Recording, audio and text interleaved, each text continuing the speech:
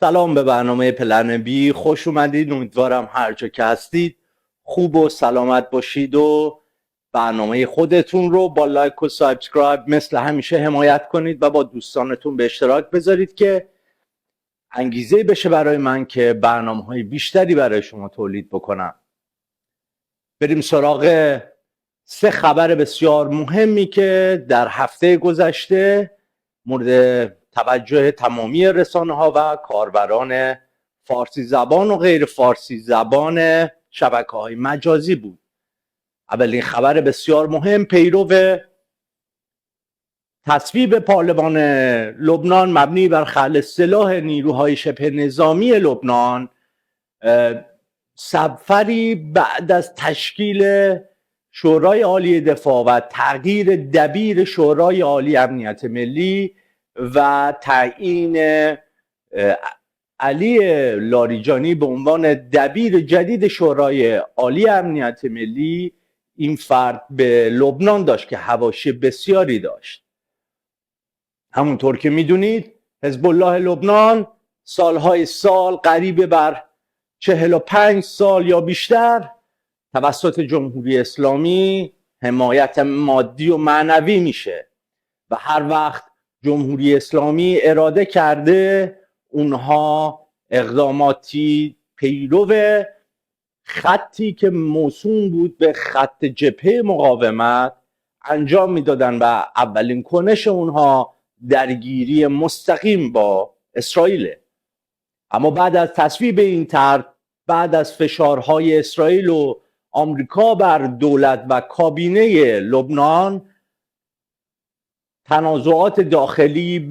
در لبنان به سمت تنش رفت و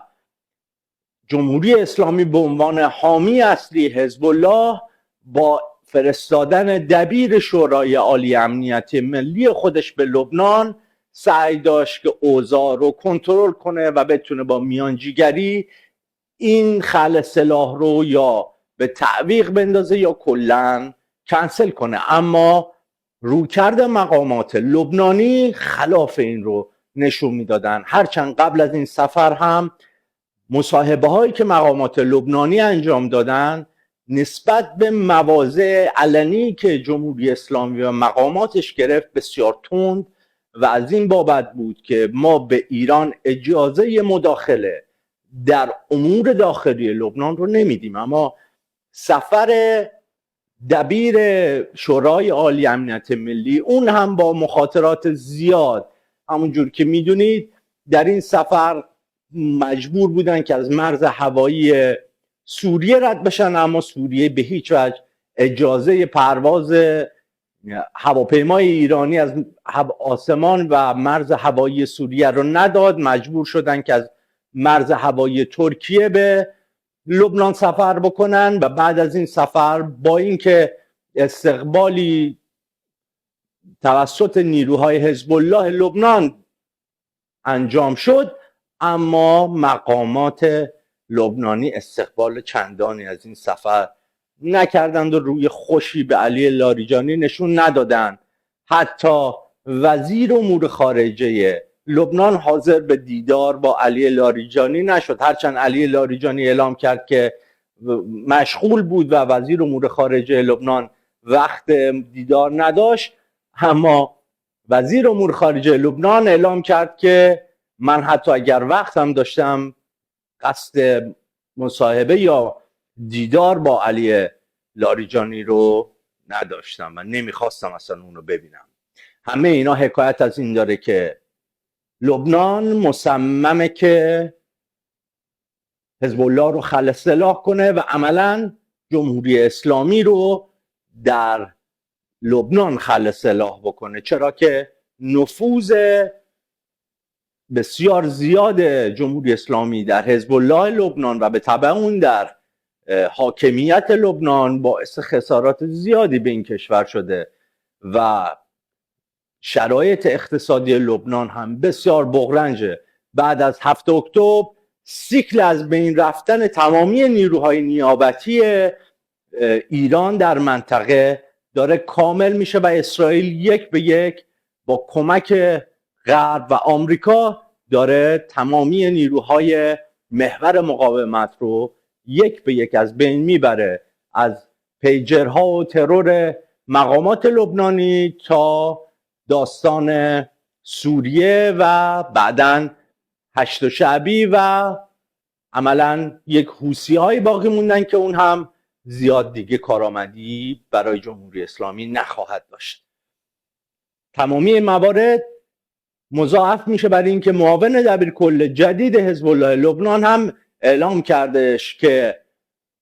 حزب الله خلع سلاح نخواهد کرد خودش رو و سلاحاش تحویل دولت لبنان نخواهد داد و اگر مجبور بشن به جنگ داخلی خواهند رفت با لبنان و ارتش لبنان. در نتیجه این موضوع رو بسیار حیثیتی و حیاتی برای خودشون میدونن که سلاحاشون رو تحویل ندن، چون که میدونن اگر سلاحها رو تحویل بدن عملا چیزی دیگه از حزب الله باقی نمیمونه و اونها هم مثل سایر گروه های داخل لبنان میتونن نهایتا به عنوان یک حزب سیاسی در معادلات قدرت سیاسی لبنان حضور داشته باشن و عملا کارایی خودشون که همون مقابله با اسرائیل بود رو 100% از دست خواهند داد. اما خبر بعدی که توجه بسیاری از رسانه ها و کاربران فضای مجازی رو به خودش جلب کرد مصاحبه‌ای بود که بعد از 1 ماه یا بیشتر از حسن روحانی منتشر شد که در بین یاران و کابینه قدیم خودش بعد از جنگ 12 روزه با اسرائیل مصاحبه‌ای کرد و در این فایل صوتی اظهارات متفاوت‌تری رو از او دیدیم. چیزهایی مثل این که خب در جنگ اسرائیل به اهداف خودش نرسید، اونها میخواستن براندازی بکنن و قیس الهازا که این موضع رسمی جمهوری اسلامیه و هیچ رقم هم گردن نمیگیره که در این جنگ خسارات جبران ناپذیری به لحاظ نظامی بهش وارد شده، هرچند تنها به اینجا ختم نمیشد و به لحاظ اعتماد داخلی هم اعتبار جمهوری اسلامی در بین مردم هم خدشه‌دار شد، برای اینکه بسیاری از چیزهایی که ادعا می‌کردن که اگر اسرائیلی ها اقدام به حمله به ایران بکنن در برگشت فرودگاهی برای فرود هواپیماهاشون نخواهد داشت و از این داستانهایی که همگی شنیدید در موردش. اما سخنان حسن روحانی یه داستان دیگه ای داره. داستانش اینه که داره اعلام میکنه که جمهوری اسلامی باید تغییر ماهیت بده. عملا چیزی که اون داره میگه استحاله جمهوری اسلامی از چیزی که هست ایجاد فضای متفاوتتری از این که شرایط امنیتی و سازمانهای امنیتی باید بازنگری جدی بشن، به مردم برگردن، هرچند خود او یکی از مؤثرترین افراد در سالهای گذشته در بدنه امنیتی جمهوری اسلامی بوده. 10 سال فقط دبیر شورای عالی امنیت ملی بوده حسن روحانی. اینا رو انگار یادشون رفته آقایون. و از اون مطالبی که اعلام کرده مثل صدا و سیمای خصوصی، 10 شبکه خصوصی، دولت باید رسانه خصوصی برای خودش داشته باشه، نمیدونم قوه قضاییه مستقل وجود داشته باشه و عملا دارن اذعان میکنن که هیچ کدوم اینا در سالهای گذشته در ایران وجود نداشته و او میخواد در قامت یک نیروی رهبری جدید عمل بکنه. بسیاری از تحلیلگران و فعالین سیاسی معتقدند که صحبت‌های حسن روحانی داره این پالس رو میده که اون داره خودش رو آماده میکنه برای رهبری سوم، اما این آغاز داستان نبوده. از سال 92 این سودا رو در ذهن خودش داشت و به همین خاطر بدنه سخت نزدیک به بیت رهبری و رهبر جمهوری اسلامی سعی کرد که با این فرد و این گروه برخورد بکنه و اون رو کلن از بدنه قدرت حذف بکنه. به همین خاطر در جنگ 12 روزه و غیبتی که رهبر جمهوری اسلامی داشت، دوباره زمزمه های حسن روحانی خوب است و حسنی خوبه و حسنی بسیار کارآمده و تنها کلید دست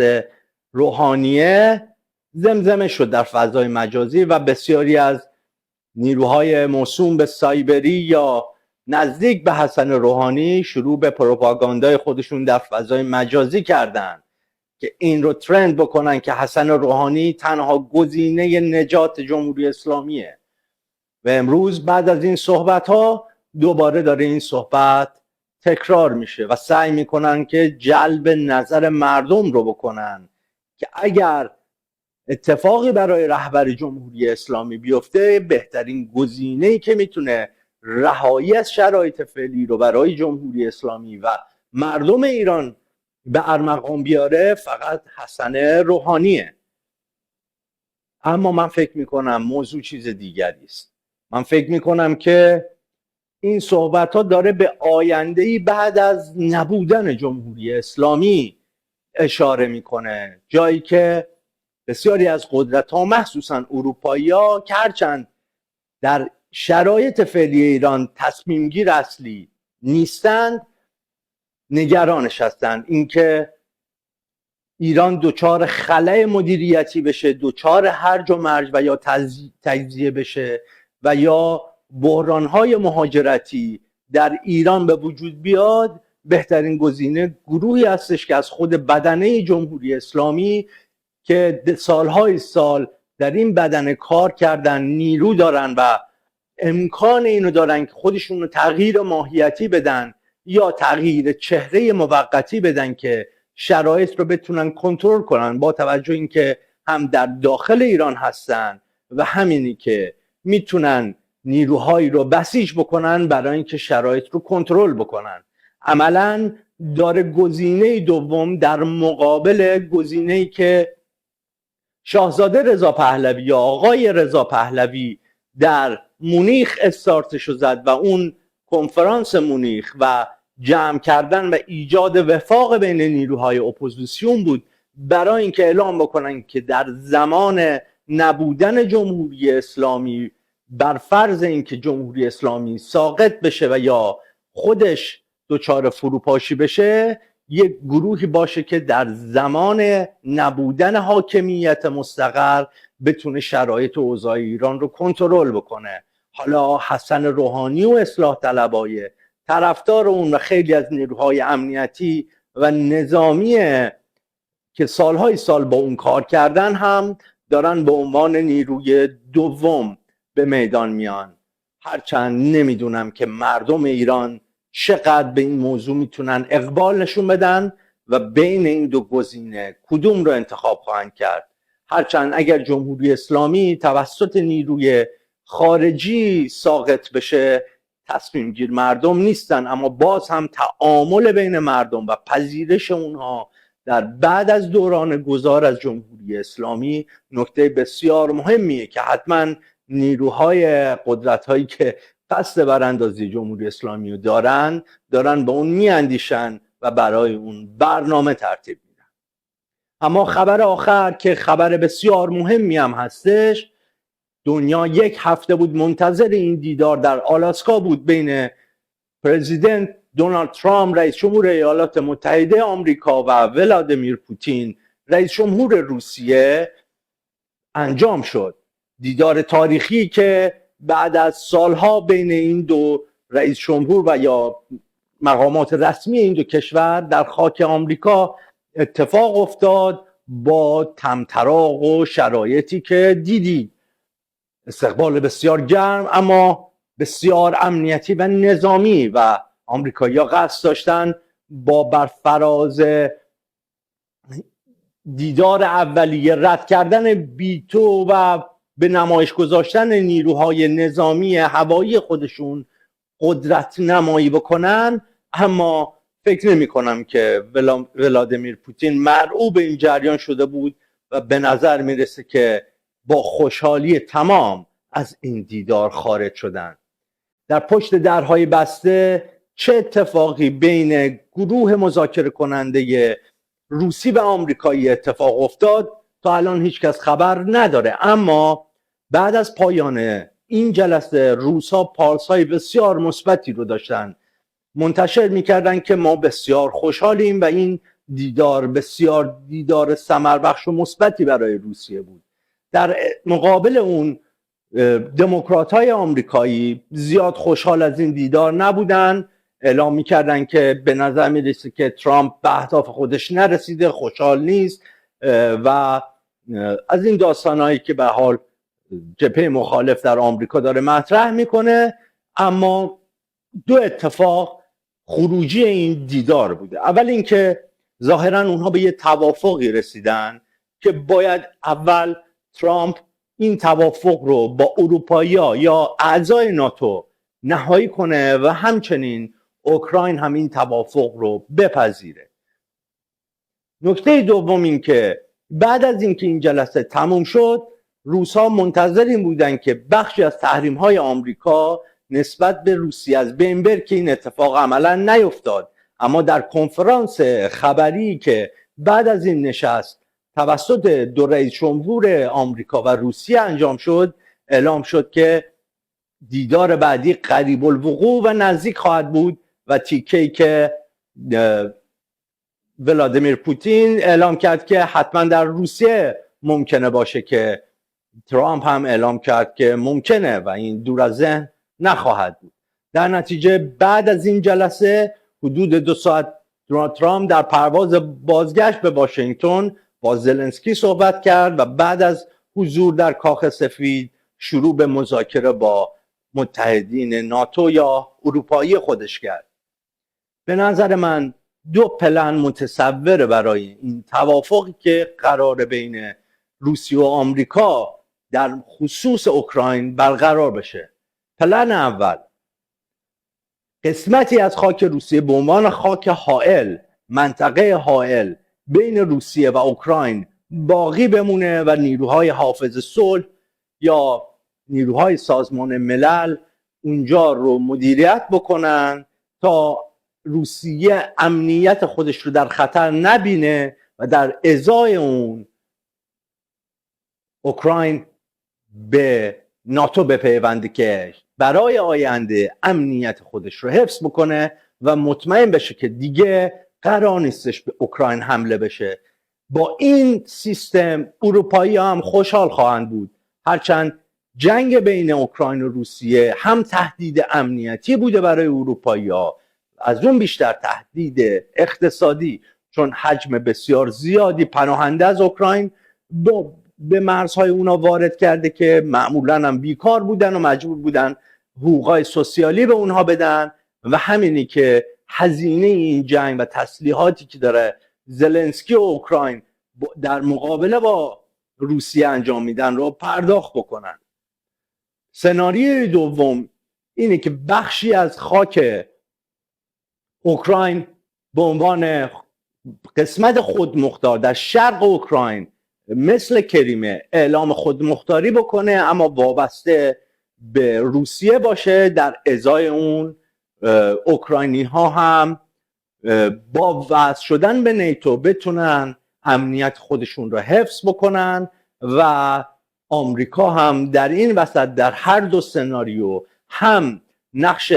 پیوند دهنده و پایان دهنده این جنگ رو داشته باشه که برای اون فعلا فقط هزینه داره، و دوم این که بتونه شرایط منطقه و قدرت روسیه رو کنترل بکنه، و از اون مهمتر برای دونالد ترامپ اینی که تمامی مناقشاتی که قبل از اون به وجود اومده بود رو یک به یک از بین ببره و خودش رو نماد صلح در جهان معرفی بکنه، چیزی که متصور در پایان آخرین دوره ریاست جمهوری خودش بر آمریکا نام نیکی از خودش در تاریخ ثبت بکنه. چقدر این سناریوها محتمل خواهد بود، به کدوم یکی از اینها و یا ممکن سناریوی سومی رو جلو ببرن و ممکن اصلا هیچ توافقی هم انجام نشه. اما چیزی که به نظر میاد روی مطالبات و صحبت هایی که دارن مطرح میکنن این که حتما یه توافقی زود هنگام انجام خواهد شد. هرچند روسیه با تحریم هایی که داشته اقتصادش به خاطر اینکه خودش رو آماده کرده بوده برای این موضوع خیلی تحت تاثیر قرار نگرفته، اما بالاخره باید برگرد به بازارهای جهانی و بتونه کنترل قبلی خودش بر انرژی اروپا رو برگردونه، هرچند اون کریدور زنگ زور یکی از مانع‌های جدید و چالش‌های جدید اونها برای ارسال انرژی به اروپا خواهد بود، جایی که آذربایجان سعی میکنه بخشی از جایگاه روسیه در تأمین انرژی اروپا رو تأمین بکنه و بگیره. اما به هر حال هم قیمت‌ها تغییر خواهد کرد، هم شرایط مالی جهانی بهبود خواهد بخشیده شد. امیدوارم از این برنامه استفاده کرده باشید. یار و همراه ما بودید. امیدوارم که همچنان در پناه خدا سلامت باشید. پاینده ایران و ایرانی.